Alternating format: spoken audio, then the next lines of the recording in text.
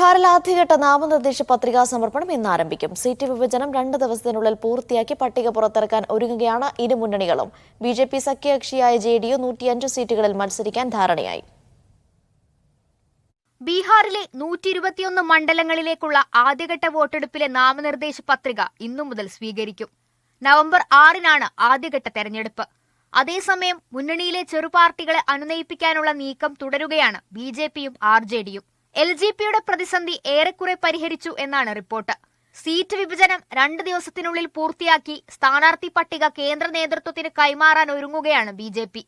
നാളെ ബിജെപി കേന്ദ്ര തെരഞ്ഞെടുപ്പ് കമ്മിറ്റി യോഗം ചേരും. മഹാസഖ്യത്തിന്റെ സീറ്റ് വിഭജനം അന്തിമഘട്ടത്തിലാണ്. ഇന്നലെ തേജസ്വി യാദവുമായി മുതിർന്ന കോൺഗ്രസ് നേതാക്കൾ ചർച്ച നടത്തി. കോൺഗ്രസിന്റെ 25 സീറ്റുകളിലേക്കുള്ള പട്ടിക AICCക്ക് കൈമാറിയിട്ടുണ്ട്. നിതീഷ് കുമാറിന്റെ 20 വർഷത്തെ ഭരണത്തിന്റെ കുറ്റപത്രം പുറത്തിറക്കിയ കോൺഗ്രസ് ജനങ്ങളുടെ ഇടയിലേക്ക് കൂടുതൽ പ്രചരണമായി ഇറങ്ങുകയാണ്. മന്ത്രിമാർക്കെതിരായ അഴിമതി ആരോപണങ്ങളും വികസന മുരടിപ്പും തൊഴിലില്ലായ്മയും പ്രധാന വിഷയങ്ങളായി ഉയർത്തിക്കാട്ടിയാണ് പ്രചാരണം. NDAയുടെ പ്രചാരണ റാലികൾക്കായി പ്രധാനമന്ത്രി നരേന്ദ്രമോദിയും ബീഹാറിലെത്തുന്നുണ്ട്. മീഡിയ 1 ഡൽഹി.